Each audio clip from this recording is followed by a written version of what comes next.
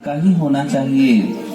जय जिनेंद्र के बोलने में पत्नी पहले बोले कि पति पहले बोले, ये महत्वपूर्ण नहीं है। जो जल्दी बोलेगा वो बड़ा धर्मात्मा कहलाएगा। तुम कोशिश करो कि मेरे घर में अगर 4 सदस्य हैं तो चारों से सबसे पहले मैं उठ करके क्या बोलूंगा? जय जिनेंद्र। अगली बात बोलता हूँ।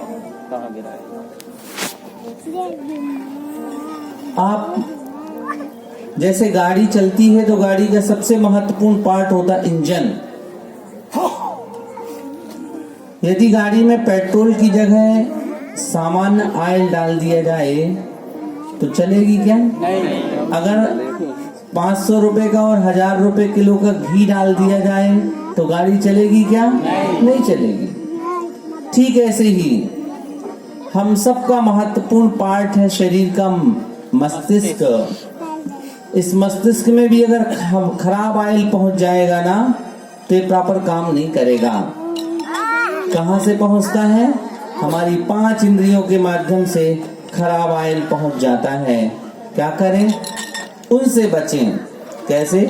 नंबर 1, आंखों से गंदा ना देखें, हाथों से गलत ना लिखें।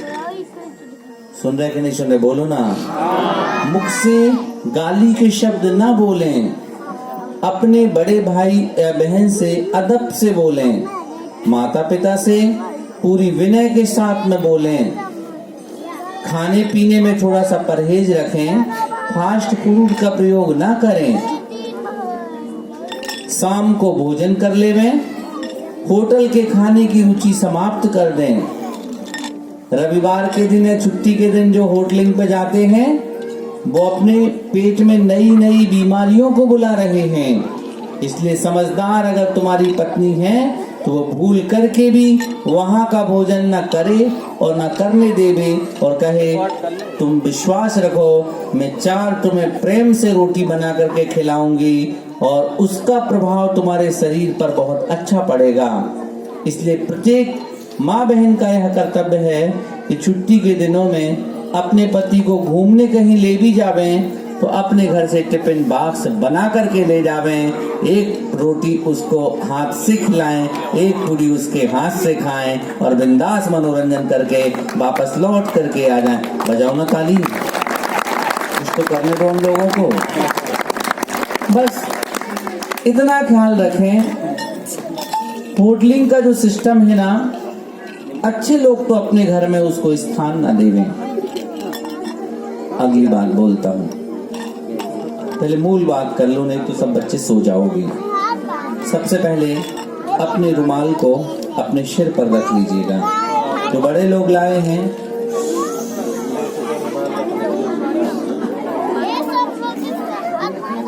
कान में लगा लीजिएगा अपने रुमाल को यूं।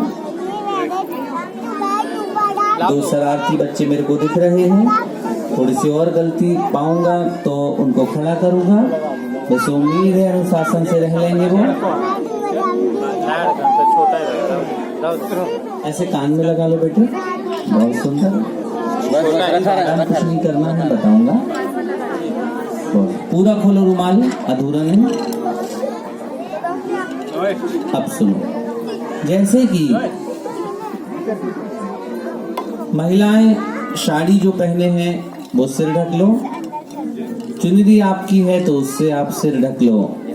पुरुष वर्ग के पास भी रुमाल हो तो निकाल करके रुमाल रख लो। मैंने कहा ना आज मेरी क्लास के आप भी बच्चे ही हो, ऐसा मान करके बैठिएगा आप। जैसे कि कोई मूर्ति होती है, उस मूर्ति पर कोई मुनि महाराज या आचार्य परमेष्ठी सूर मंत्र दे देते हैं तो वह प्रतिष्ठित हो जाती है। जैसे कोई दीक्षा होती है किसी की तो आचार्य परमेष्ठी सूर मंत्र दे देते तो वह दीक्षित हो जाता है। ऐसे ही आचार्यों ने लिखा है आदि पुराण में, गृहस्थ बच्चों पर भी सब उम्र के बच्चे अलग अलग उनके संस्कार की विधि लिखी है। उनमें अगर मंत्रों के संस्कार दे दिए जावें तो आत्मा की शक्ति बढ़ जाती है, शरीर की क्षमता बढ़ जाती है। आज उसी मंत्र विधा से हम आप सबको जोड़ रहे हैं। सब लोग सावधानी पूर्वक बैठिएगा। ऐसे समय में जो हिलता है, आपस में वार्ता करता है, झगड़ा करता है, उसके अंदर जो ऊर्जा पहुंचनी चाहिए उससे वह वंचित रह जाता है। अपने दोनों हाथों को अपने सिर पर रख लीजिएगा। वार्तालाप को बिल्कुल मौन बनाइएगा, किसी से बात मत करिएगा, मेरी तरफ देखिएगा। बहुत सुंदर। एक बालक बस शरारत कर रहा है, बाकी सब शांत हैं। ऐसे रख लो बेटे, दोनों हाथ सिर पर, बादाम अभी नीचे ही रख लो। बहुत सुंदर। हमारी तरफ देख लो चेहरा, बहुत सुंदर। दो पुरुष वर्ग भी अभी हाथ नहीं रखे हो, रखो ना सिर पर हाथ। देखो शांत है ना, मूर्तिवत बैठ जाओ, हिलना नहीं। नासा दृष्टि करो, आंख बंद रहे, समझो। इस समय जो मौन रह करके मंत्रों की आराधना को सुन लेता है, उसके अंदर अनेक शक्तियां जागृत हो जाती हैं। ज्ञान का क्षयोपशम बढ़ जाता है, शरीर की शक्ति बढ़ जाती है, विपरीतताओं को सहन करने की सामर्थ्य बढ़ जाती है। ऐसी मंत्र की आराधना से आप सबके हर आत्मा के प्रदेशों में मंत्रों का आरोपण की विधि को मैं संपन्न कर रहा हूँ। ओम ह्रूम श्रूम पट क्रीटिम क्रीटिम घातय घातय पर विघ्नान स्फोटय स्फोटय सहस्त्र खंडान कुरु कुरु पर मुद्रान छिंद छिंद पर मंत्रान बिंद बिंद शाम चाह वाह वाह रूम पट सर्व शांतिम कुरु कुरु। ओम ह्रूम श्रूम पट क्रीटिम क्रीटिम घातय घातय पर विघ्नान स्फोटय स्फोटय सहस्त्र खंडान कुरु कुरु पर मुद्रान छिंद छिंद पर मंत्रान बिंद बिंद छाम चाह वाह वाह ओम पट सर्व शांतिम कुरु कुरु। ओम नमो अर्हते भगवते प्रक्षिणा से दोष कलमसाय दिव्य तेजो मूर्ते नमः। श्री शांतिनाथाय शांति कराय सर्व विघ्न प्रणाशनाय सर्व रोगापमृत्यु विनाशनाय सर्पर क्षुद्रोपद्रव विनाशनाय सर्व छामर डामर विघ्न विनाशनाय। ओम ह्राम ह्रीम ह्रूम ह्रौम रास्या उषा नमः। मम सर्व विघ्न शांतिम तुष्टिम पुष्टिम च कुरु कुरु। ओम नमो अर्हते भगवते प्रक्षिणा से दोष कलमसाय दिव्य तेजो मूर्ते नमः। श्री शांतिनाथाय शांति कराय सर्व विघ्न प्रणाशनाय सर्व रोगापमृत्यु विनाशनाय सर्पर क्षुद्रोपद्रव विनाशनाय सर्व छामर डामर विघ्न विनाशनाय। ओम ह्राम ह्रीम ह्रूम ह्रौम रास्या उषा नमः। सर्व विघ्न शांतिम तुष्टिम पुष्टिम च कुरु कुरु। ओम नमो अर्हते सर्वं रक्ष रक्ष ह्रूम पट स्वाहा। ओम ह्रीम अस्माकं समस्त युवा समूहस्य समस्त समाजस्य सर्वव्याधिन हरन्तु। ओम ह्राम ह्रीम ह्रूम ह्रौम रास्या उषा नमः। सर्वोपद्रव विनाशनम भवतु। चलिए सभी लोग अंजलि बना लें।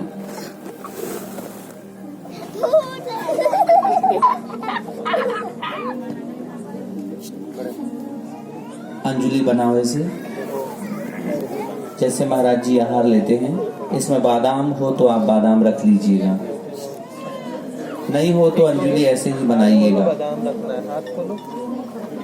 सीधे से करिएगा और बोलिएगा, हे भगवान जीवन को अच्छा बनाने के लिए, सुख शांति पाने के लिए, हम सभी बच्चे दिल के सच्चे आपके चरणों में आए हैं।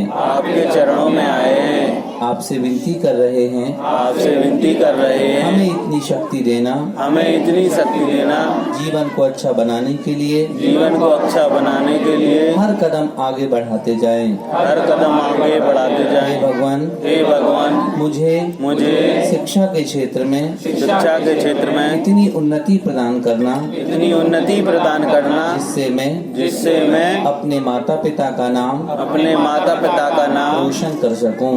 दर्शन कर सकूं। हे भगवान, हे भगवान, शिक्षा के क्षेत्र में शिक्षा के क्षेत्र में इतनी योग्यता हासिल करूं इतनी योग्यता हासिल करूं जिसके माध्यम से जिसके माध्यम से इतनी समृद्धता हो, इतनी समृद्धता हो जिससे मैं दान के क्षेत्र में आगे रह सकूं, तीर्थ क्षेत्रों का विकास कर सकूं, तीर्थ क्षेत्रों का विकास कर सकूं, अपने परिवार को खुश रख सकूं, अपने परिवार को खुश रख सकूं, गरीबों की सेवा कर सकूं, गरीबों की सेवा कर सकूं, शिक्षा के क्षेत्र में अर्थ सहयोग दे सकूं, अपने जिन मंदिरों का विकास कर सकूं, साधु संतों की सेवा करने के लिए मेरा मन हमेशा उत्साहित बना रहे। हे भगवान, मेरे ज्ञान में इतनी वृद्धि होवे ताकि मैं सबके अज्ञान को हटा सकूं। हे भगवान, हर खोटे कार्य करने के प्रति मेरे मन में कोई उत्साह ना हो, अच्छे कार्य करने के प्रति मेरा मन हमेशा उत्साहित रहे।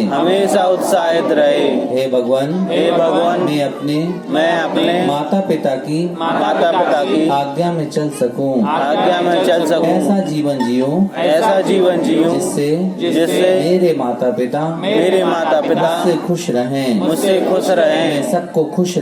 मैं सबको खुश रखूं। हे भगवान, आज संकल्प लेता हूँ, कैसी भी परिस्थिति आ जाएगी, मांस का सेवन नहीं करूँगा, अंडा मांस मछली नहीं खाऊंगा, शराब का सेवन नहीं करूँगा, शहद का सेवन नहीं करूँगा, पंच उदम्बर फल अज्ञात फलों का सेवन नहीं करूँगा। हे भगवान, मुझे इतनी शक्ति देना, मैं धर्म के मार्ग में आगे बढ़ता रहूं। हे भगवान, देव शास्त्रों के प्रति मेरे दिल में अटूट श्रद्धा बनी रहे, दान की भावना रहे, इस मंगल भावना से कल की पूजन में द्रव्य समर्पित करने के लिए आया हूँ। बैठे हो वही 3 बादामें रख दीजिएगा, जमीन में रख दो। अब बात सुनिएगा, जो भी बच्चे पढ़ाई करते हो, चाहे वह छोटी पढ़ाई हो चाहे बड़ी पढ़ाई हो, आप 40 मिनट से ज्यादा कोई भी पढ़ाई मत करिएगा। 40 मिनट हो जाएं, 10 मिनट का कम से कम ब्रेक अवश्य करिएगा। चाहे मनोरंजन कर लो, चाहे कुछ खाने पीने में समय लगा दो, चाहे किसी से वार्तालाप कर लो। लगातार जो बच्चे 2-3 घंटे पढ़ते रहते हैं, आगे आगे पाठ और पीछे सपाट।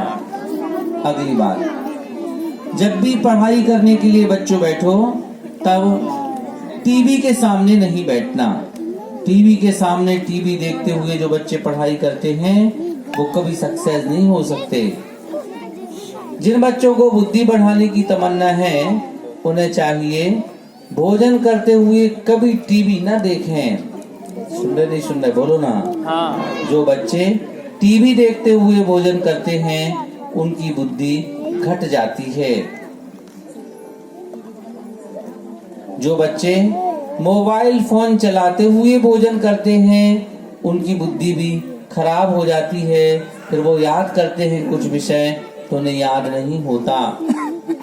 मोबाइल फोन में पबजी गेम कभी मत खेलिएगा। छोटे बच्चे ज्यादा देर मोबाइल ना चलाएं तो बहुत अच्छी बात है। टीवी बहुत करीब से मत देखिएगा। रात को 10 के बाद जो भी श्रावक श्राविकाएं या बच्चे टीवी देखते हैं, उस टीवी की रेस से उनकी आंखों पर बहुत खोटा प्रभाव पड़ता है। दिन में टीवी देखने की बजाय रात में जो लोग टीवी देखते हैं, अभी एक रिसर्च हुआ है, आंखों पर इतना दुष्प्रभाव पड़ रहा है कि आंखों की शक्ति कमजोर होती चली जा रही है। इसलिए क्या करें, टीवी देखना भी हो सूर्य के प्रकाश में देखें। जैसे जैसे अंधेरा बढ़ता चला जाएगा उसकी पावर ऐसी कुछ होगी जो आपकी आंखों पर दुष्प्रभाव डाल देगी। तब की स्थिति में चाहे छोटे बच्चे हों चाहे बड़े लोग हों, आप देर रात तक टीवी मत देखिएगा। आप जल्दी सोने के अभ्यासी बनिएगा। जो लोग जल्दी सो जाते हैं वो जल्दी उठ पाते हैं। 10 बजे के बाद कोई भी बच्चे को नहीं जागना चाहिए, पर बच्चे सोएं उसके पहले माता पिता को कहता हूँ आप भी 10 बजे अधिकतम 11 बजे तो सो ही जाइएगा। पर आप सोएं कैसे, आप सोने के पहले 10 बजे अपने पहले मोबाइल फोन को सुला दीजिएगा। अगर मोबाइल फोन आपने नहीं सुलाया ना तो 11 के 12 के 2 भी बज जाएं तो कोई भरोसा आपका नहीं है।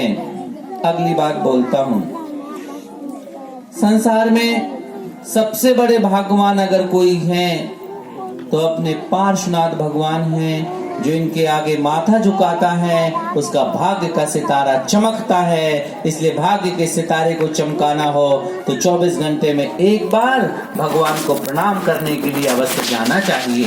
मेरी बात ठीक लगी हो तो तालियों का उद्घोष करिएगा। माता पिता को भी बोलता हूँ आप इस भ्रम को अलग कर दीजिएगा कि बेटे के अच्छे मार्क्स होंगे तो वो कलेक्टर बन जाएगा, सीए बन जाएगा। अगर उसका पुण्य नहीं होगा ना तो कुछ भी नहीं कर पाएगा। कई बार बहुत बुद्धिमान विद्यार्थी भी सक्सेस नहीं होता। कई ऐसे केस देखे होंगे, और कई बुद्धिमान नहीं होते और वो सक्सेस हो जाते हैं। कई बुद्धिहीन व्यक्ति भी खूब बड़ा व्यापार चला लेते हैं और कई बुद्धिमान व्यक्ति भी व्यापार नहीं चला पाते। किसी योग्य को भी अयोग्य बीवी मिल जाती है और किसी अयोग्य को भी योग्य बीवी और बच्चे मिल जाते हैं। ये सब काहे से मिलता है? पुण्य से मिलता है। इसलिए पुण्य कमाने का सबसे बड़ा साधन है अनंत भगवान की स्तुति। इसलिए माता पिता को चाहिए कि आप पढ़ाई की होड़ में बच्चों को धर्म से वंचित ना करें। यहाँ 5% कम आ जाएंगे, चिंता मत करो। भगवान के दरवाजे में आकर के पुण्य इकट्ठा करेंगे तो जीवन की हर ऊंचाई को छुएंगे बच्चे। ऐसा मन में अटूट विश्वास बना करके रखना। और उनके लिए चाहे धर्म की पाठशाला हो, चाहे मंदिर के दर्शन करना हो, चाहे रविवारी पूजन करने की अवसर की पद्धति आवे, और चाहे ऐसे अनुष्ठान चल रहे हों उनमें विधानों में सम्मिलित होने की बारी आवे, तब लौकिक पढ़ाई को किनारे पर रख दीजिएगा। कई बार परीक्षाओं का जोर होता है, माता पिता कहते मंदिर मत जाओ, अपना कोर्स कंप्लीट कर लो। बिल्कुल दिमाग मत लगाओ, उनका पुण्य होगा ना तो सब कुछ उन्हें उपलब्धि मिल जाएगी। इसलिए पुण्य कमाने के जो साधन हैं उनसे वंचित मत रखिएगा।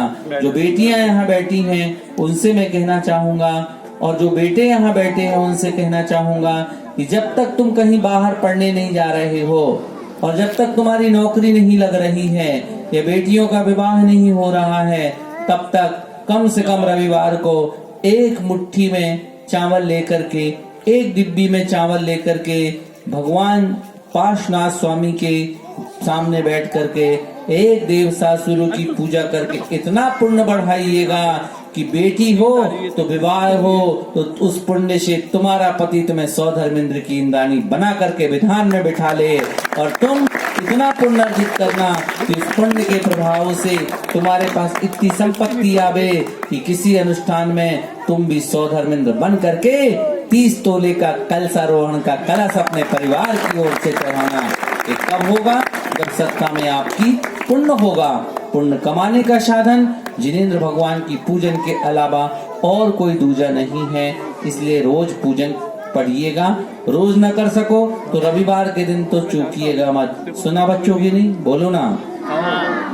मंदिर में आकर के चंदन जरूर लगाना। जो बच्चे चंदन लगाते हैं ना उनका आज्ञा चक्र खुल जाता है। इसलिए बेटियां हो तो एक बिंदी लगा लेना और बेटा हो तो चंदन का ऐसा डंडा लगा लेना।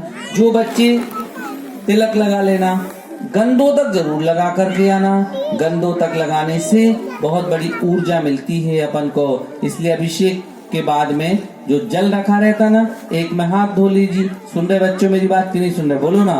एक में हाथ धो लीजिएगा और फिर थोड़ा सा जल लेकर के अपने माथे पर लगाइएगा। भगवान को घुटना टेक करके प्रणाम करिएगा। बहुत भक्ति के साथ भगवान को प्रणाम करिएगा और कम से कम 9 बार नमोकार मंत्र जरूर पढ़िएगा। भगवान के सामने बैठ करके प्रभु पतित पावन की विनती, दर्शनम देव देवस्य की विनती, जो भी आपको विनती याद हो उसको आप जरूर पढ़िएगा। छोटे बच्चे भक्तामर का 6वें नंबर का श्लोक अगर पढ़ते रहोगे तुम्हारी प्रज्ञा नियम से बढ़ती चली जाएगी। एक क्यू और देता हूँ, कक्षा 3 से आगे के जितने विद्यार्थी हैं उनको तो पक्का क्यू ये है 8 कक्षा तक के बच्चों को कि अगर आपको अपनी बुद्धि बढ़ाना हो तो एक बात बताऊं, बोलो। और 8 कक्षा 8 जो पास हो चुके हैं, जो पढ़ रहे हैं वो, और जो पढ़ाई भी कर चुके हैं उनको भी आपकी प्रज्ञा कैसे बढ़ सके उसके लिए क्यों बताऊं, बोलो। तो सुनो, छोटे बच्चों के लिए है कम से कम 108 बार ओम ह्रीम अरहम अस्या उषा नमः, इसकी रोज एक माला फेरिएगा। कौन सी माला?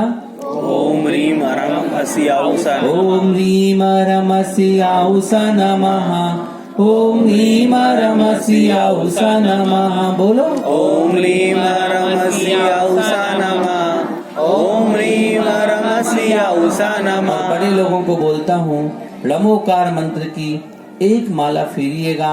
अभी आचार्य ने 3 बातें कही थी कि जो गृहस्थ, जैसे उन्होंने एक उदाहरण दिया था, जैसे ट्रेन स्टेशन पर खड़े हो जाओ तो पटरी दूर से ऐसे लगती है दोनों आपस में जुड़ी हुई हैं, पर अपन आगे बढ़ते जाते हैं तो पता चलता है पर्याप्त अंतर है उनमें। ऐसे ही हर गृहस्थ व्यक्ति के सामने तकलीफ सामने खड़ी हुई है, किसी के सामने तन की, किसी के सामने मन की, किसी के सामने धन की, सबके साथ समस्याएं हैं। उन समस्याओं को दूर करने के 3 उपाय बताए आचार्य जी ने। पहला उपाय बताया कि बस कुछ करो ना करो, मुट्ठी भर चावल लेकर के मंदिर जाकर के एक देवशास्त्रु की पूजा करके आओ, तुम्हारी तकलीफ नियम से दूर होंगी। दूसरा उपाय बताया भक्तामर जी का पाठ पढ़ो प्रतिदिन। और तीसरा उपाय बताया नमोकार मंत्र की कम से कम 2 मालाएं फेरो, विश्वास रखो।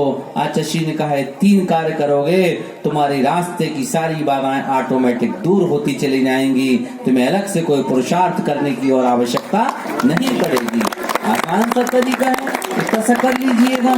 आप जीवन का निर्वाह करते हो जिससे 20 किलोमीटर की दूरी पर रोज ऑफिस जाते हो और आते हो, उसके लिए आपके पास में वक्त है, और यहाँ आधे घंटे का समय जिससे आपके जीवन का निर्माण होना है, जिससे सुख और शांति मिलनी है, उसके लिए आपके पास समय नहीं है।